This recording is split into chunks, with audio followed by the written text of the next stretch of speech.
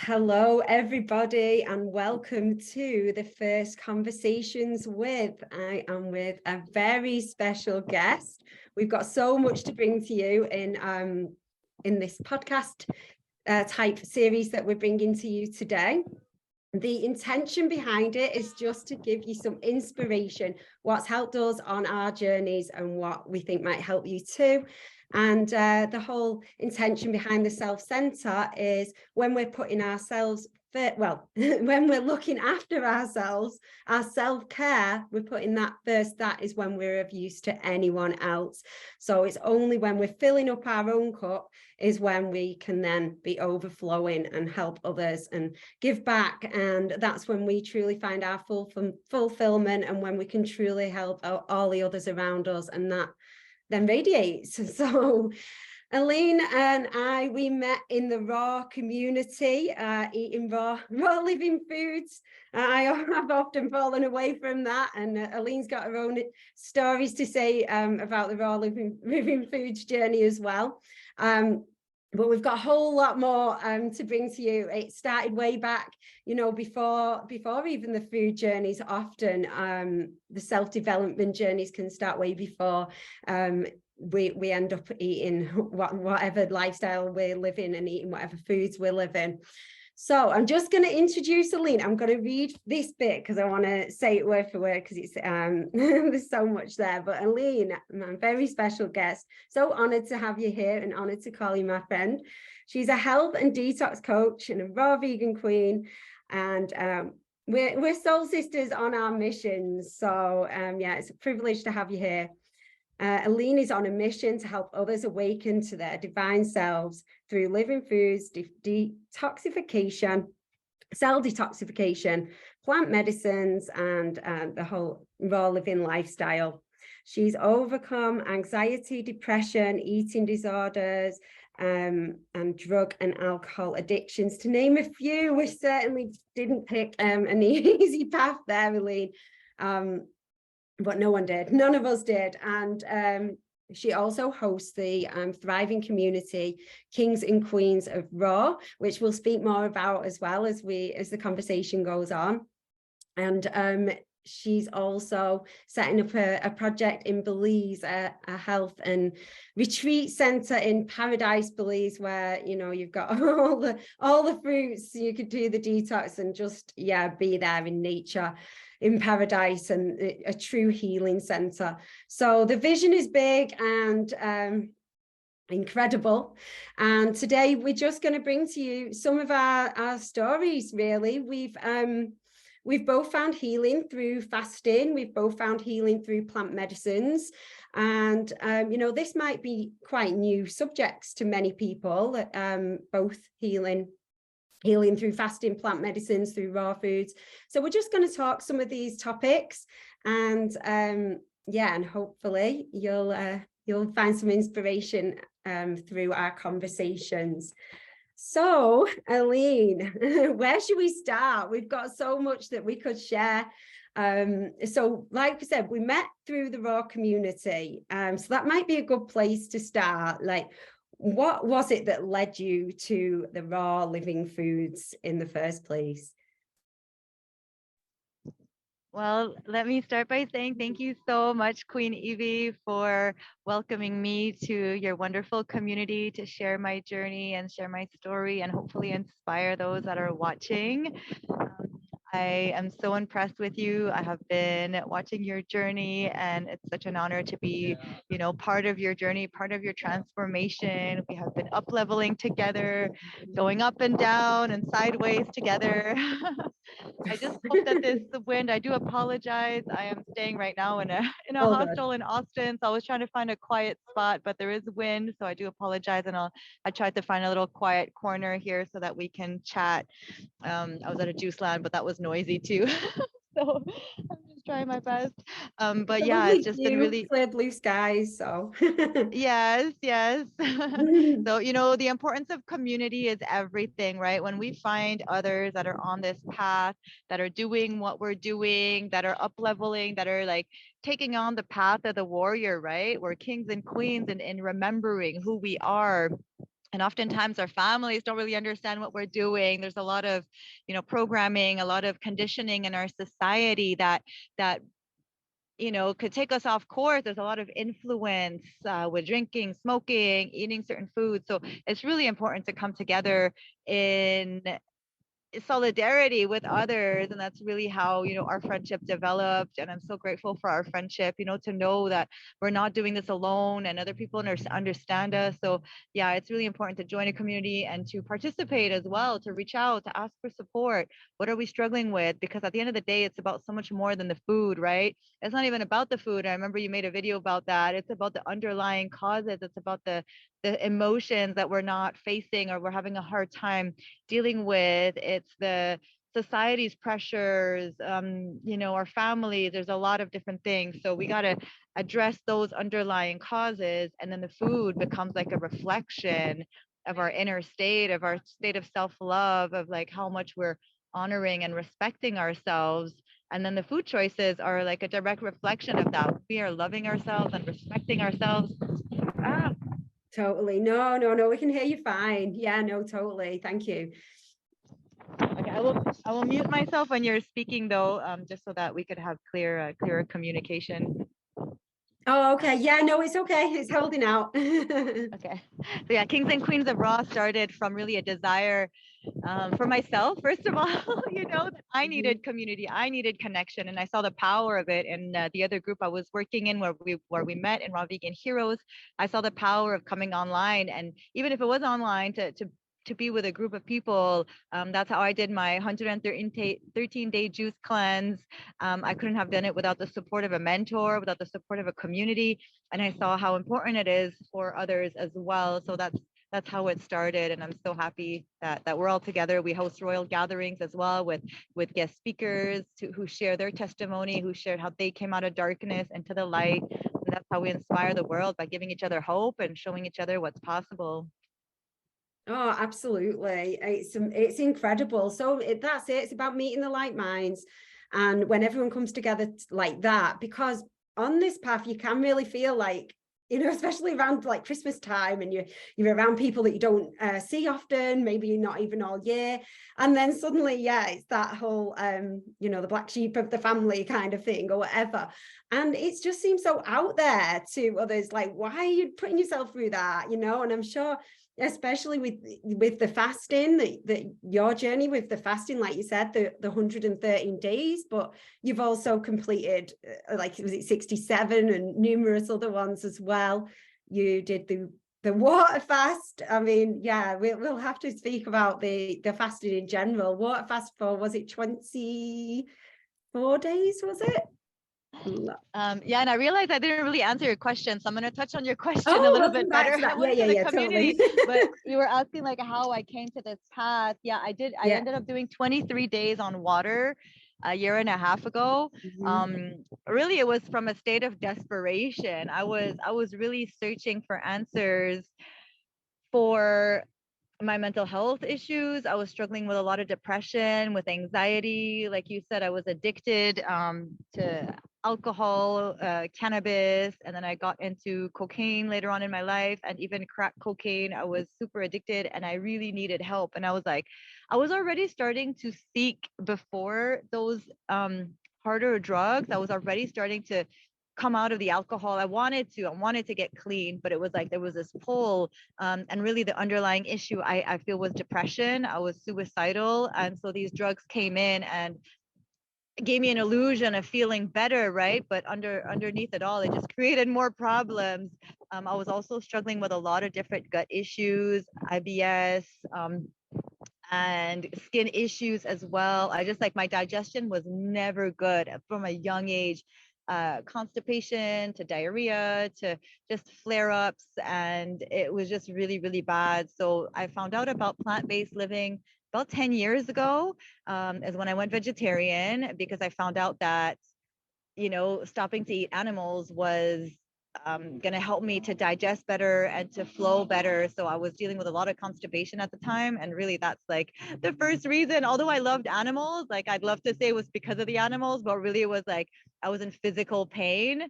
And that's how it started. And then my love for animals grew more and more after that. But, you know, it's really my health that drove me to this path. And then I started noticing that I was having more regular bowel movements, and you know, my mood started lifting. It was better. I was starting to feel a little bit lighter in my body.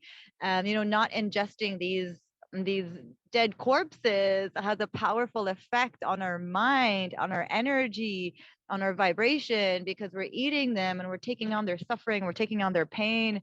We're not meant to be consuming flesh. We're not meant to be, it's almost like cannibalism if you think about it. You know, when you think about what's the difference between a pig and a human and a dog and a chicken, it's like it's all living beings, it's all the same thing. So, you know, we are one. And I really truly believe in following God's law, which is to love one another and to not cause any harm. Like that includes to animals. You know, we're not meant to be causing harm to any sentient being. So from there, my whole life started to transform, and it brought me up and down roller coaster rides. I was still relapsing into drugs and alcohol. It was not a straight line for me at all. But, you know, once I stopped eating meat, I never went back to that, at least. And then it's been a journey of up leveling and then juice cleansing and then raw foods.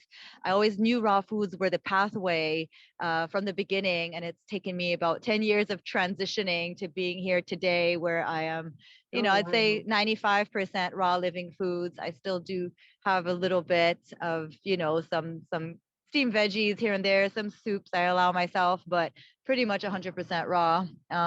Yeah, but you know, from the moment we're like 80-85%, we're considered raw vegan. So just to put that out there to anybody who's on the path, you know, it's not about being 100%, but it's like mostly living foods, and you're going to see some huge improvements in your health. And that's really when I started feeling my best, was when I went raw. Even being plant-based and having, you know, those processed meats, like, you know, the Beyond Meat burgers, and eating French fries and breads and things like that, that was not serving me. I really had to go whole food, high raw, plant-based. Oh yeah, absolutely. And I think yeah, that's the kind of the delusion, isn't it, with vegan? It's not necessarily healthy. Vegan, you know, is about the ethics and everything. So that's when it gets mixed up. And then now, because it's so kind of so easy to be vegan in terms of the food, because there's so many alternatives, and then, you know, the effects that that's actually having on our bodies. So yeah, you've been able to really recognize that within yourself, and how the raw foods have really helped. I mean, and that's really inspired me, how you said it's like 10 years since you kind of had the, you know, the intuition that raw foods was the way for you. So what's mine been now? Was it 2 years ago or something? Oh no, was it 3 now? Okay, I'll have to work it out. But yeah, I'm back on the juice fast anyway. I'm back on day 3 of the juice fast. So yeah, it's one of those, you know, it kind of, once you've got the insight, and it's one of those, you're going to always keep trying to get your way back to there. And as well, and when you touched on, you know, as not being designed to eat animals, and us taking on their fear and all of that, and that was actually what led me to be vegan, from initially stopping eating meat. I still ate fish and dairy, but then it was kind of like the science. It was like, well, yeah, we're all energy. I no longer want to be, you know, the shock and the depression, the stress, the fear energy, you know. Life's got its own complications and own stresses enough. I don't need to be taking on something that's going to bring my mood really low down.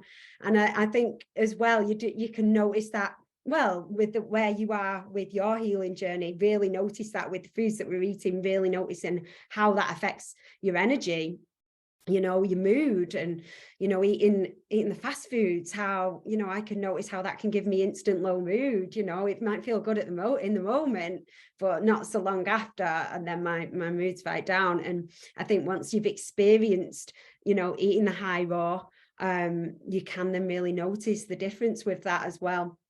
So yeah, oh, super inspiring to hear where, you know, how you've got there and where you're at with that as well.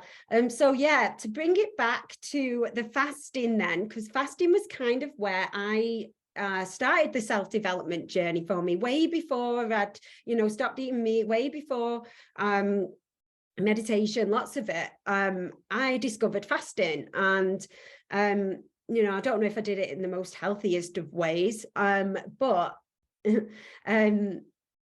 yeah, I don't know if I did it in most healthiest ways when I was kind of just learning, but I did my research with it. And it was this self-discipline that it gave me. It was kind of like, because we're so used to just eating on tap and it just being there. And it was kind of realizing, oh yeah, in nature, we are supposed to go through feast and famine, that kind of thing. And food wouldn't necessarily be readily available. And then just learning how to kind of like giving our bodies a rest from digestion so it can work on other things. And yeah, it was more that self-discipline that it gave me that then kind of opened the door to so much more. And I guess in the self-center, about the self-discipline, once we've got that self-discipline, it can lead to self-love. You know, it's all together, isn't it? And I'm just so inspired by your journey with your fasting. You know, you've recently just completed, was it a week on grapes or so? And I'll share more about that. Yeah, it was almost 100% grapes. oh well, you know, I mean, even That the was day on tough. That grapes was is, tough. I imagine But yeah, so. I So yeah, definitely just try to challenge myself. Yeah. you really do. This is it. This is what I was saying in the write-up. You're not a stranger to surrendering to the Yeah. divine, kind of like, you know, keep working, pushing the boundaries and keep you know, to the next level. So yeah, I just kind of wanted to open it to say someone if they've not tried fasting yet, or they, you know, they've not heard of that yet. What is it, would you say, has been your main benefits through fasting, or you know, how anything you want to share on that topic? Sure.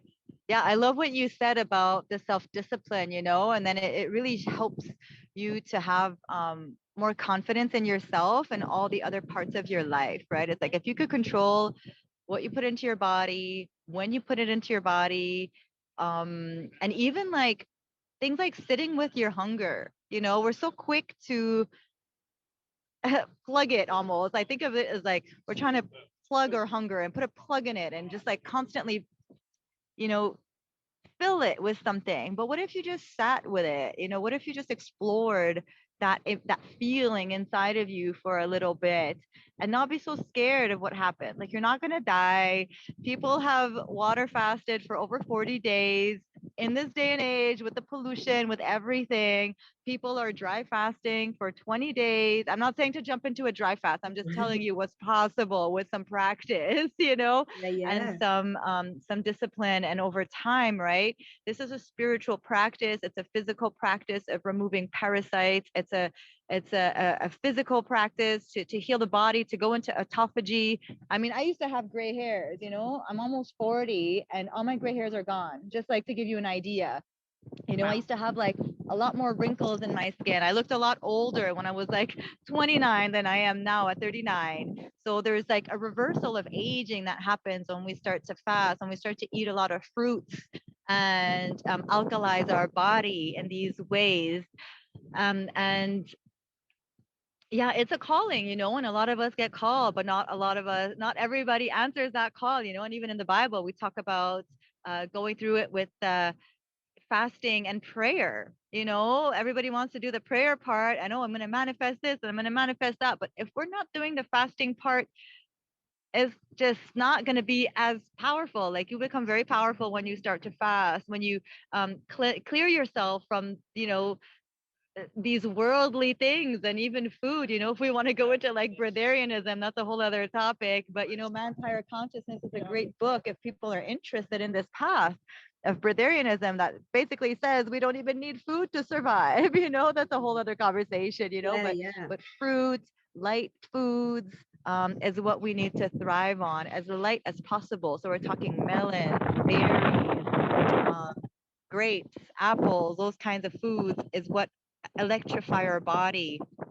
And so the more we eat those foods, the more we're going to be able to go into these fasting states as well. The deeper we cleanse and remove the animal products, the processed foods, and we go more towards the living foods, it's going to be easier to fast because the body's going to eliminate those parasites that are keeping us addicted, that are keeping us in those loops of wanting foods that are unnatural to our body, to our physiology. You know, we're not meant to be eating Twix bars and potato chips and all these things are very unnatural, but we got parasites inside of us that crave these foods. So we want to get rid of those parasites. And that's what fasting does. So to anybody who's never tried it before, I recommend doing some intermittent fasting, starting with some intermittent fasting, from the night before. You can stop eating around 5 or 6 p.m. and then try to not eat till the next rising. If you eat at 8 a.m. every day, then try to extend it to 9 a.m., try to extend it to 10 a.m. and then 12 p.m., and then you'll see you'll have a window of 18 hours, 19 hours with no food, 20 hours. And then you always want to break fast with some watery fruit or some juices. Always break fast with something very light. Do not break fast with like eggs, beans, because you're going to stop your detox. But if you're wanting to cleanse, definitely go for the juicy fruit or the juices or coconut water to break your fast. And then you could move it up to 30 hours. But now I'm trying to dry fast. I've gone 48 hours. That's the longest I've ever gone dry fasting, and that was challenging. But yeah, water fasting is a great way. And you could also juice fast. There's different kinds of fasting. If you want to stay on the liquids, you could drink some juice and try to stay on the liquids, and that will give your body a good reset, a good break from digesting.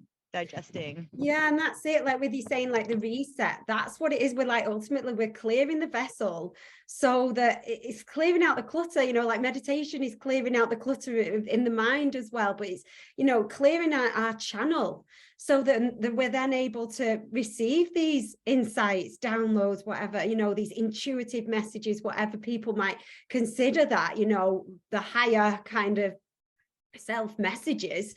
They're able to come through because, what the foods are ultimately doing is just, slowing us down. And if we're, again, not feeling that emotion, so whether that was hunger, like you mentioned, but whatever emotion that might be, often it's boredom or, loneliness or something. But by fasting and allowing us to feel those raw emotions, then we're able to take a new direction, get whatever message, that's what I'm not seeing, that's the way I should be going, and taking that new direction. I've spoken about it before, we all make so many decisions all day long, so it's kind of like, how do we know that we're making the right decision? We want to know. there's so many paths to turn, and that sliding doors effect, isn't it, of kind of like, how do I know, I want to be. So for me, it was like, I want to be on the highest timeline, and that was what kind of led me to Raw, essentially, was that kind of like, well, I want to clear my vessel, have that better mental clarity, and closer spiritual connection was what kind of got me here.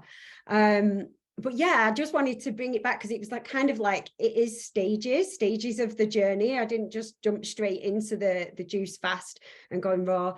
But yeah, I'm back on another juice fast. I'm at the stage where I'm wanting to clean the guts out, get the serpent out. People might have heard it.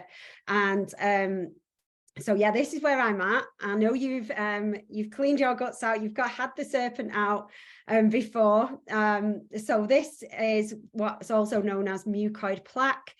We build up mucoid plaque within our guts, which is kind of a protective layer because of all the toxins that we're putting in our bodies all the time. So our body naturally builds up this protective layer.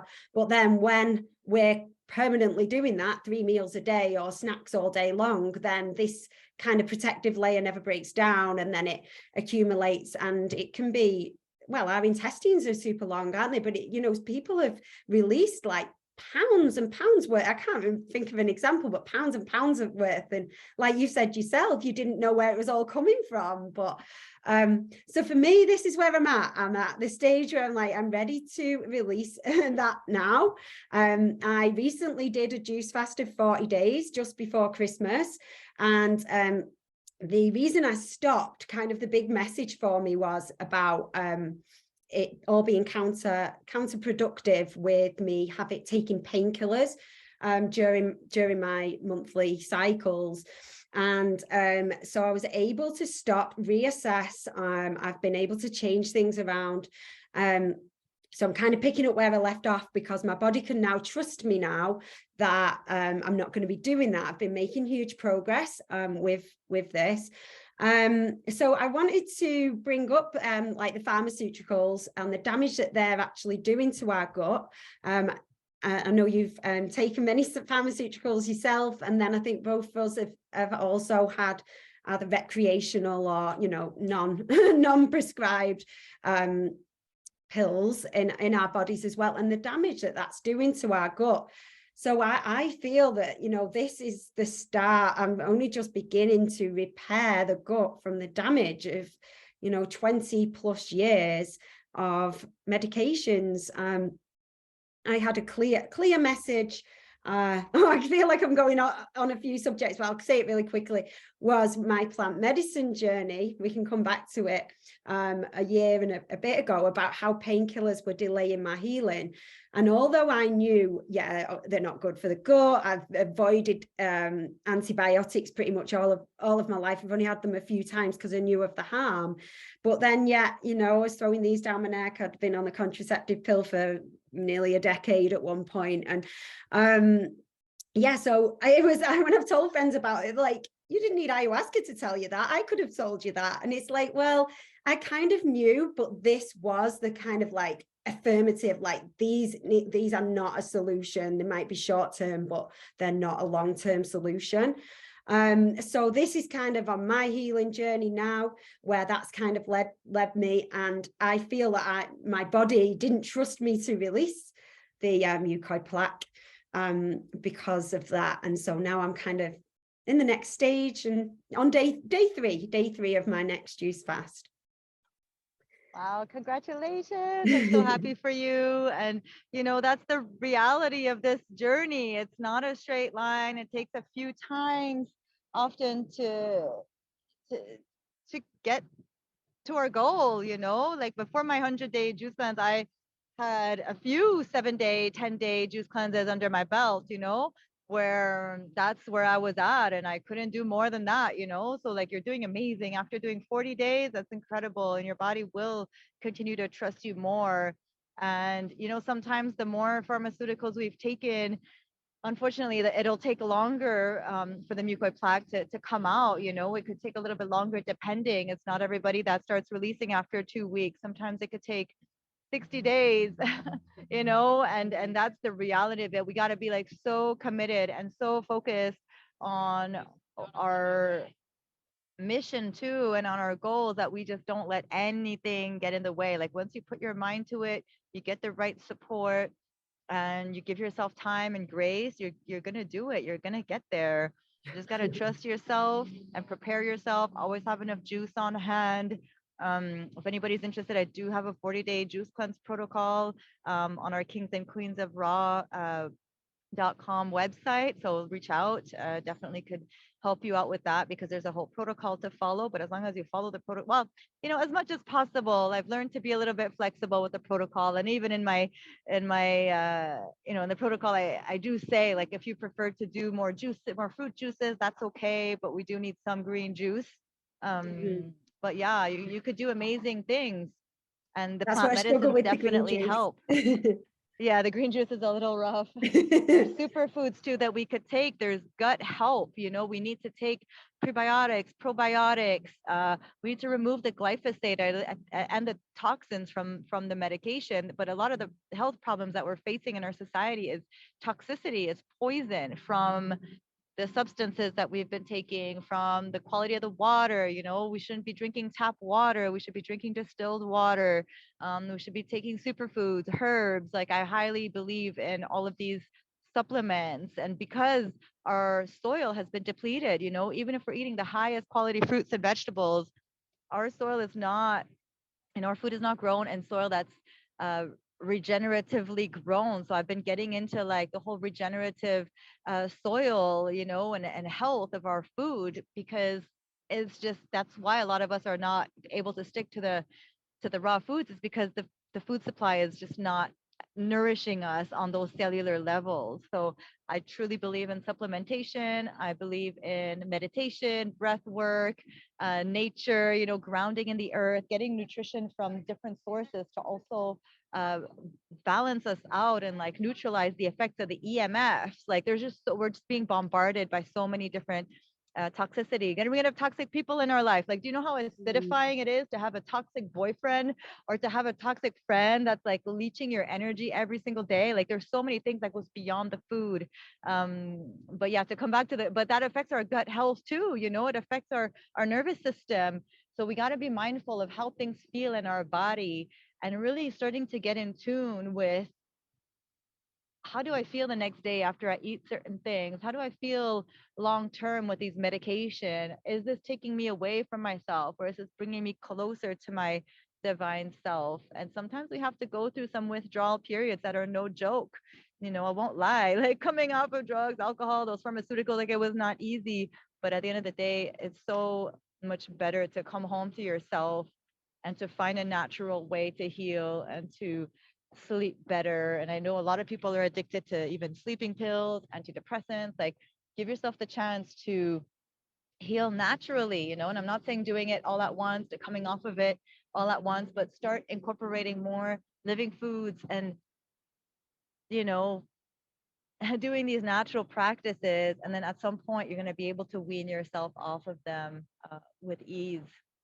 Oh yeah, that's it, absolutely. And it's, different things, even maybe journaling on the emotions can really, really help. Journaling at your emotions, how you felt. I mean, I'm going through, even though I'm only on day 3 at the moment, I generally find the first day or so really easy. Like, I've done plenty of the odd day fasting and, but I notice points and I'm like, oh, I'd usually be eating right now. I'd have something to eat to like kind of either take a break, either just feel like something to do, feel that next emotion, and just that next like kind of pleasure.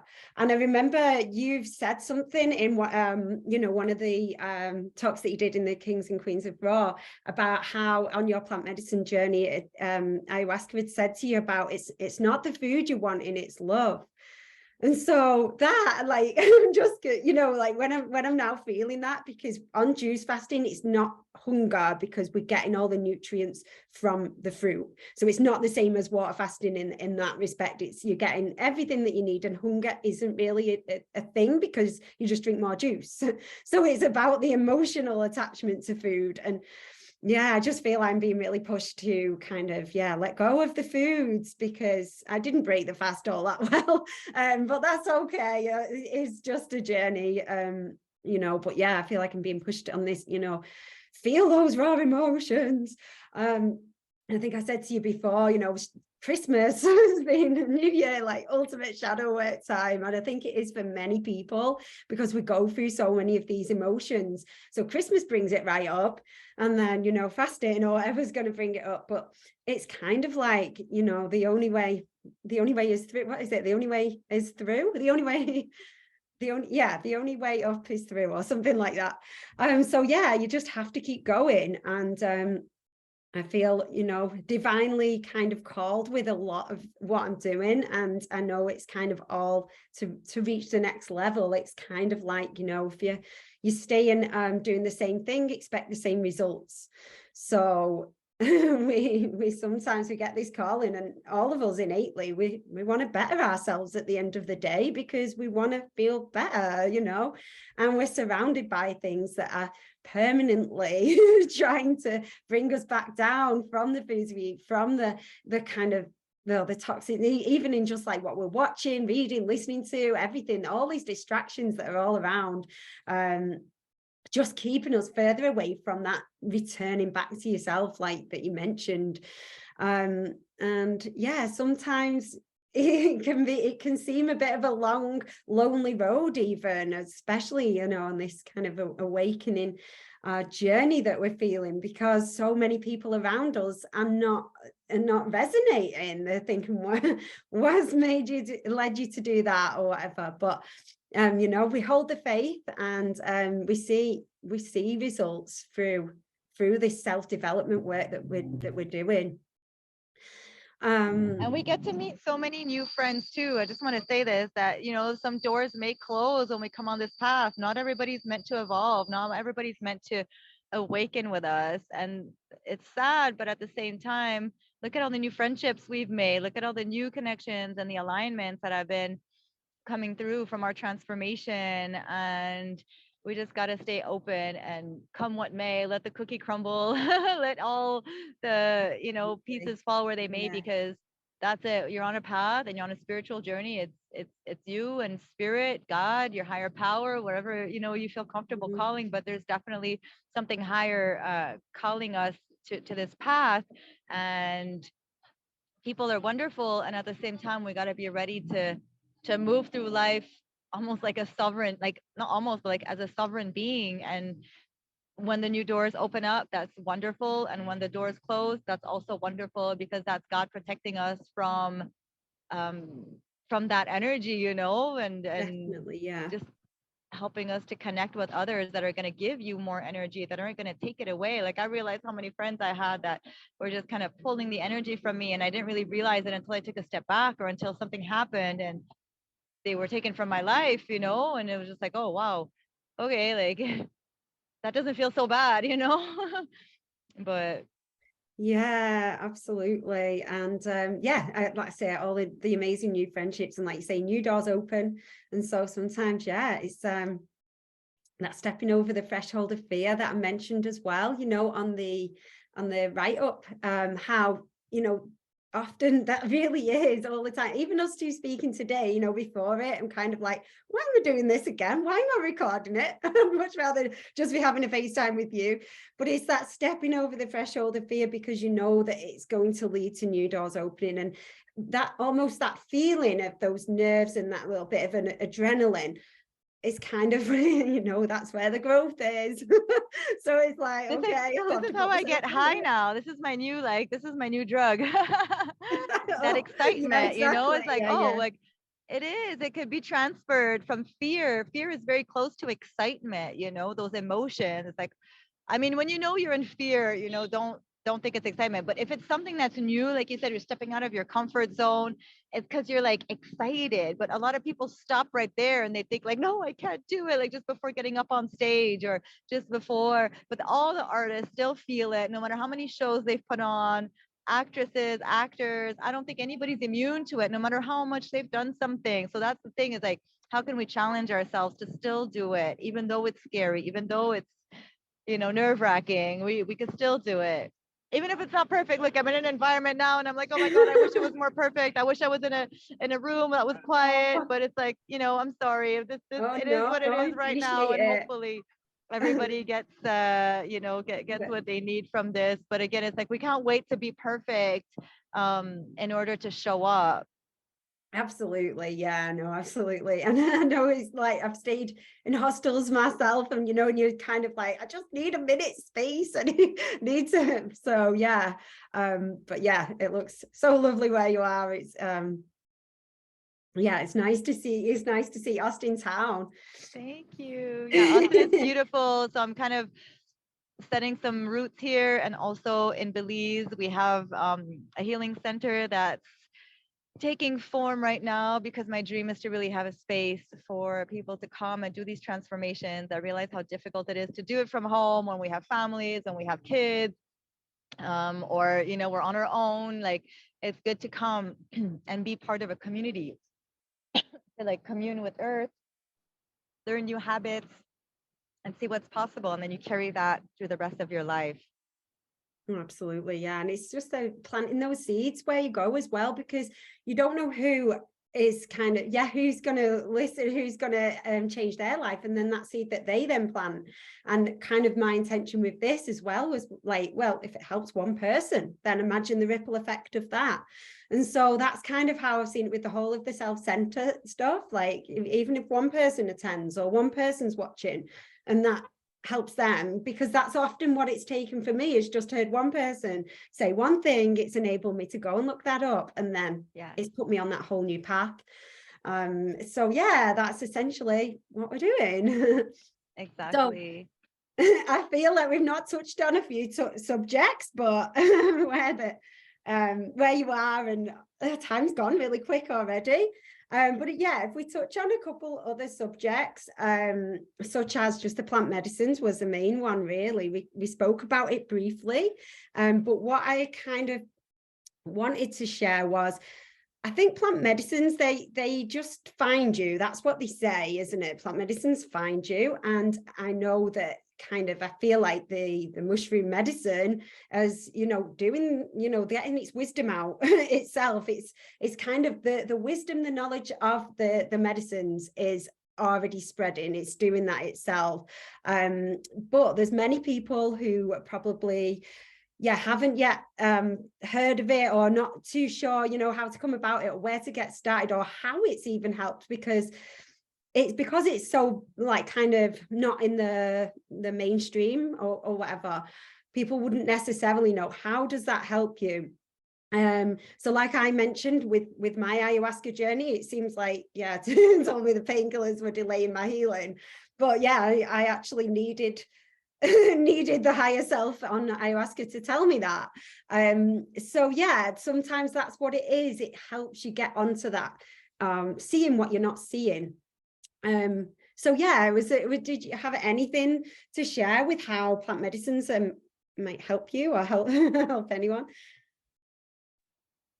Well, let me start by saying that I wouldn't be here today if it wasn't for my plant medicine journeys. When I started with ibogaine, iboga, 7 years ago, I was in rehab. Basically, is when I discovered it. It was in Mexico, and it completely turned my life around. It helped me to. I mean, I went in a certain person with a state of mind, with a state of consciousness, and literally 12 hours later, I was a completely new woman. I went in there suicidal, addicted to so many drugs, and wanting to die. I hated my life. I hated myself. I couldn't see what was in front of me. I have a daughter, and I just was like completely lost in the darkness. And one session awakened me, helped me to love myself, helped me to appreciate life. It felt like an exorcism. It felt like I had demons inside of me that needed to be purged out. Some very deep ancestral wounds that I was carrying on me.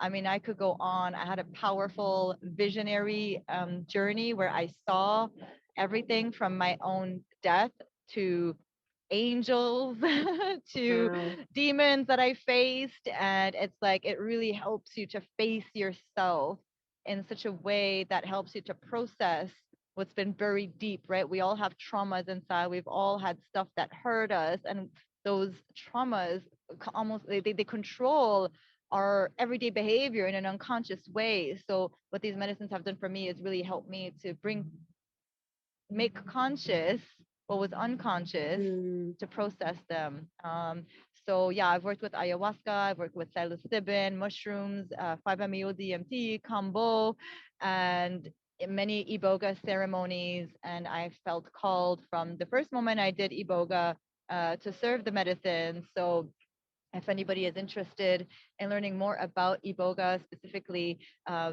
reach out to me, because I do travel serving the medicine. And we also have a beautiful place in Belize where if somebody wanted to come to the jungle or to the beach, that we could do that ceremony. And it helps with addictions, it helps with PTSD, not necessarily just addictions, eating disorders, anxiety, all the things, even physical problems can be healed, because it all starts on the emotional level. It all starts on the spiritual emotional level. This is one of the most ancient medicines ever known to mankind. It's from Africa. It truly is God's medicine, and it's helped me in so many different ways to love myself, to love others. I found my purpose through this medicine. It showed me who I am, everything from even past lives to my ancestors. Just Wow. really, really deep. Yeah, wow. Yeah, I'm super interested, super interested myself with that. I think over here we have like psilocybin grows, in the garden in your in your own garden kind of thing. Yes. So I feel like that's the native one here in the UK to be Yes. working with. And you know, we can often just do microdoses, and then it's just like subtly working there in the background, you know. And yeah, certain, just a microdose, then that day it might have led to like more synchronicities for me, and it's led me to certain things, guided me almost. I've seen it as that. And thinking back to it, I only really recently realized it was actually through psychedelics that I stopped eating meat, because I started seeing the world differently. So although not long after that, I kind of said, I don't want to take part in the factory farming kind of thing, because we all know that that's going on. It's just kind of drummed out of us, and the cognitive dissonance, and you know. But it was actually through this the first psychedelic experience, I was like, it was that kind of return home feeling of like, you know, that like, we're all one feeling, that then it was like, I'm not going to eat meat anymore. So, you know, it's that kind of awakening of consciousness on some level, because it is nature's medicine. And so what, you know, many things like you've mentioned about those deep traumas that we've hidden, that are buried in our unconscious, and making the unconscious conscious, so that we're like able to release that. So it goes from that, but it also goes to kind of just being our guide, you know, might just point us in the right direction, or just give us a gentle reminder of like, oh, you know, that you know, yeah, like it did for me with the whole not eating meat, and then look where that's kind of led me now. So one of the greatest decisions of my life. So so yeah, oh, thank you for sharing so much about that as well. I'm just going to check, I think there was a couple more things that I did wanted to mention. How you've just shared a post as well recently about coffee. Because that, I mean, I'd say most people are drinking coffee, aren't they? And not realizing how harmful that is to us, just because it's just seen as just the norm. It's you know, it's kind of everyone's morning midday, evening even drink. So yeah, just wanted to touch on that, because that could, you know, help people who haven't even thought about it. Just they might not realize what poison that is that you pointed out on one of your posts the other day. Yeah, for sure. Coffee. Well, I mean, let me start by saying that I was very addicted to coffee as well. I used to work in a coffee shop.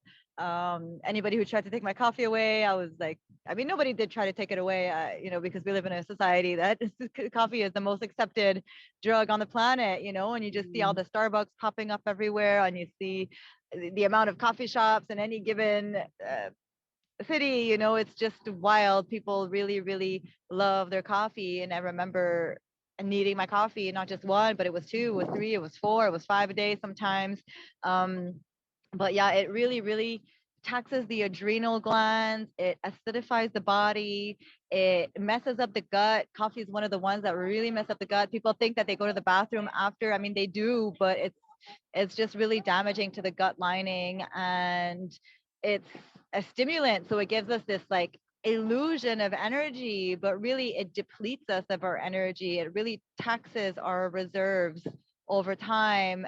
We keep needing more to pick us up, and more and more. So really the solution is to come off of it, you know, as much as possible. And I mean, I don't really believe in moderation when it comes to certain things like coffee. I don't believe in moderation. It's like all or nothing, either you're drinking it or not.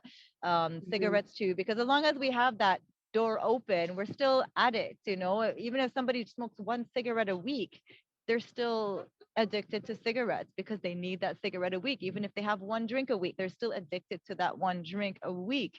So I'm more of like, cut it out, or drink, you know, or smoke. But, you know, if you want to heal, really come off the coffee. And I feel like if you could come off the coffee, that'll help you to come off of other things too. And again, there's solutions to that, you know. There's supplementation that can support the body in becoming more alkaline, in getting to the root cause of the addiction. So, you know, again, reach out to me if you'd like some support in that, because for me, the superfood cleanse that I did 7 years ago really is what helped me to come off of the coffee and to come off of certain of these addictive addictive substances with ease without as much withdrawal, because the more you alkalize your body, the less withdrawal you're going to have, the less toxic your body is going to be. Sweating is another great way, if you're coming off of whatever it is, coffee, cigarettes, yeah, like sweating. What is this little machine? I need to show you this. Look at this little thing. Hold on. That's like, that was moving by Oh itself. yeah. What is it? Look at that. Oh my gosh. Only in never seen that. Texas. I've never seen that before. But Amazing. yeah, sweating it out, doing some herbs, drinking lots of juices. A juice cleanse is a powerful way to come off of coffee. If somebody goes into that, or a plant medicine journey, which is also, juice cleanse is plant medicine, but going into a kambo ceremony, going into ayahuasca ceremony, iboga, asking for support, asking for the help of the medicine to come off. These are powerful tools to come off of the coffee as well. We might need some support, and there's nothing wrong with that.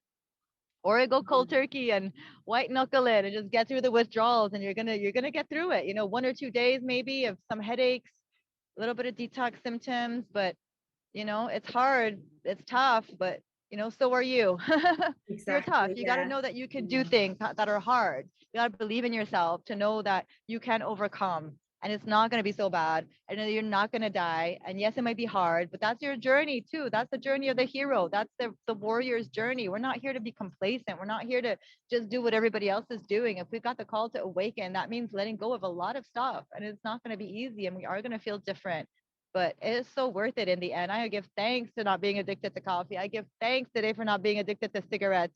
I was addicted to the vape, and then the cigarettes, and then the vape, and then the gum. And it was just like this cycle. Vape Like I got had me. 3 vapes on me at all Yeah, times. The big cannabis, time. I couldn't do anything without it. And I thought it was my medicine, and I was defending it with all my life. I smoked it before bringing my daughter to school. I smoked it right after I brought her to school. It was all day long. And Oh, no, that's not a been there, life. been there. No, yeah, yeah, yeah. It's not, yeah. That's one I've had to really, yeah, kind of get under control, because it has been a great teacher to me, and I am thankful to that Yeah. for many reasons. But I've also abused it as well, and so Yeah. it's kind of been, yeah, that, like you say, you can defend it, can't you? Yeah. Because it has given me so much as well. But then Of when course. we're Yeah. constant, then Yeah. that it's But there comes a telling you point your too where body you tells don't you. need it. Yeah. Yeah, there comes a point where you transcend that. You transcend the medicine, and some people want to stay on it forever, and that's okay too. We're not here to judge or anything like Oh that, but yeah, I feel like, totally. especially if you're going raw vegan, the vibration, it brings you down. It brings you down a notch. Some people it works, some people it brings them up. I'm not going to say this does it for everybody, but I think for us, the cleaner we get, like the last few times I tried to smoke again, it just felt like it was a downgrade. Maybe it was an upgrade at some point because I was so down, it was an upgrade. Yeah, But then yeah, now that that's I'm what it can be. Yeah, soaring so totally. high, it brought me down. Yeah. Yeah, and that's it. And that's how, like, you mentioned in one of your other videos about how sometimes we do need these things to get through, because the pain of whatever is, so much that, yeah, that has helped bring us up, or whatever at a certain point. Yeah. Aline, thank you for sharing. Just before we go, I feel like there's one more thing that we didn't touch on that I mentioned on the poster. We'll try and wrap it up within the hour anyway. It was about our online and screen time and offline time, because this is like the new addiction and especially youngsters. You've got a daughter. How old's your daughter? 13. 13. Yeah. 13, So yeah, yes. just that age where susceptible to kind of the screen, and I get affected by it. So the younger generations. And so I know you do so much online, because you've got the Kings and Queens of Raw community, you do online coaching, and you've got an amazing YouTube channel, different things. So it's kind of like, have you any tips to help any of us, myself included, in this kind of screen time addiction we've all got?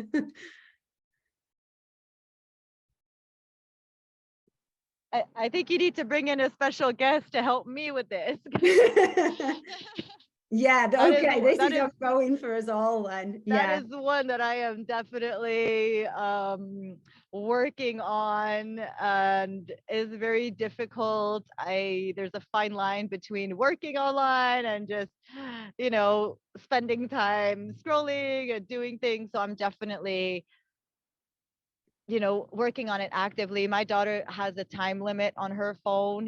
She can only do certain things, and I do check on her phone. I do have, like, I have been very mama mama bear about, who she can talk to, what she does, and I just do random checks every once in a while. I'm like, show me your phone, show me your conversations, because you never know at that age what's going on. One of Anyway, like, I've heard some Yeah, stories of, yeah, kids her yeah. age, and parents have found, they're having conversations with 18-year-old boys, and God knows if they're 18, they could be 40, on these, like, Discord platforms and all these different places that we don't know who these and people are, and these young girls are very vulnerable, and boys are very vulnerable. So anybody could tell them, they love them and they want to see them and show me pictures and things like that. So I made it very clear from she's very young, not to send pictures like that, and there's age appropriate things, that if something, and I do like to share, some cute pictures of myself, but I tell her, like, there's an age for things, when you're young, and you have to, like, not put yourself out there to stay a child as long as possible. So she respects that. She's good with that. And I think it's important to have those conversations with our kids and to keep an eye on our kids. It's like, it's not because they're 12 or 13 that they should just be left on their own. They do need guidance. They do need surveillance. And I definitely do that.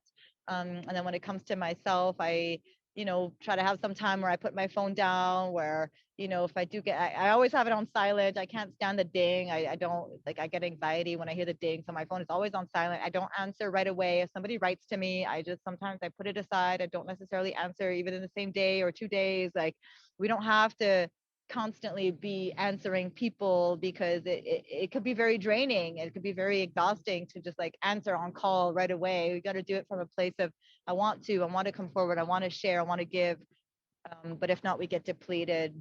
Oh And yeah, no, protecting that's great ourselves too. advice. Yeah. Yeah.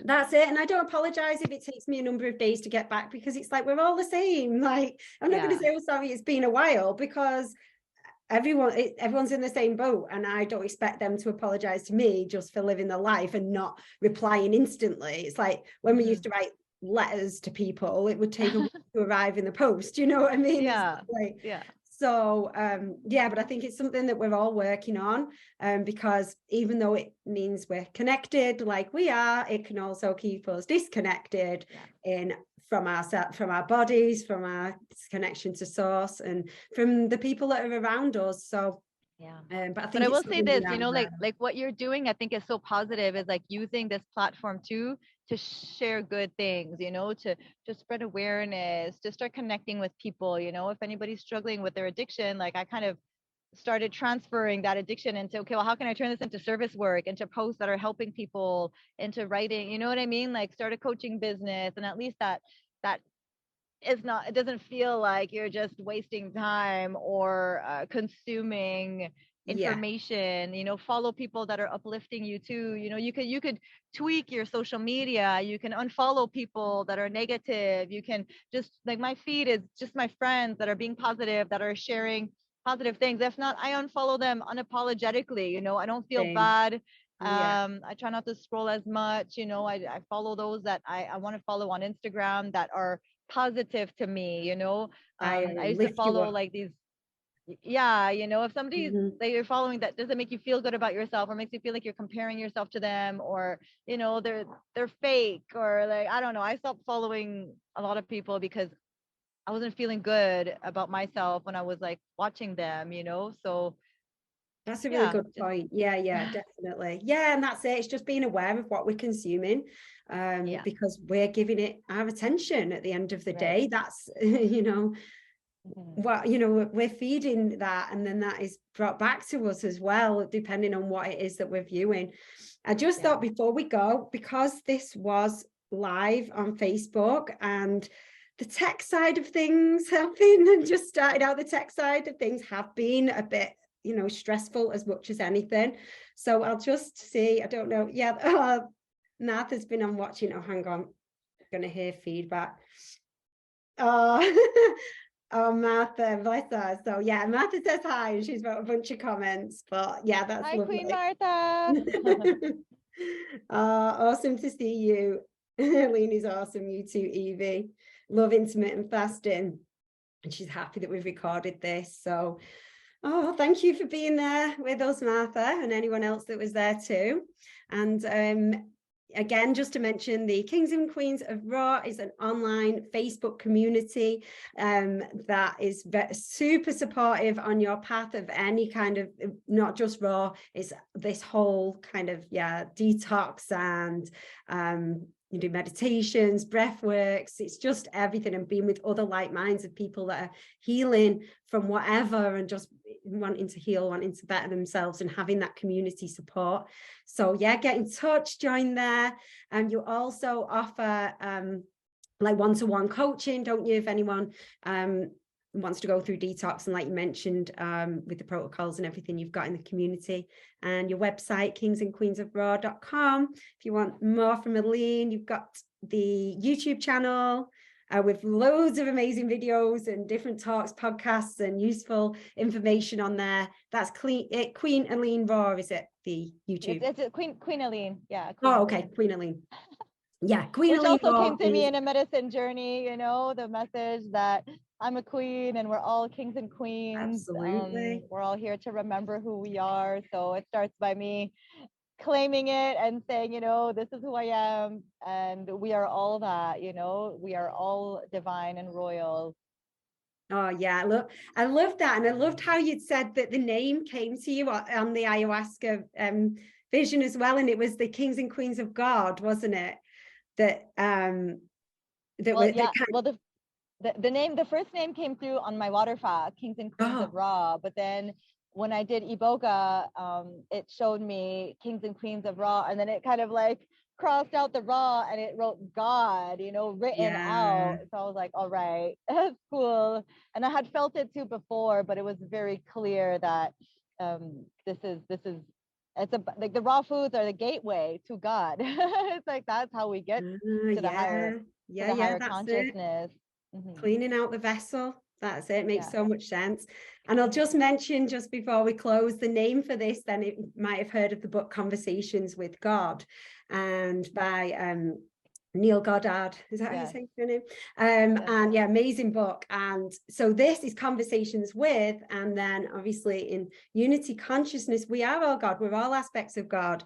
And the amount of wisdom that's just come through you, Aline, I certainly feel like I've been speaking to God. So yeah, thank you for being on my so much, sister. I'm so proud of you, and I'm happy to do this anytime with you again. Thank you for all your work and for your courage. No, thank you. And being of service to your brothers and sisters and our planet and all the animals.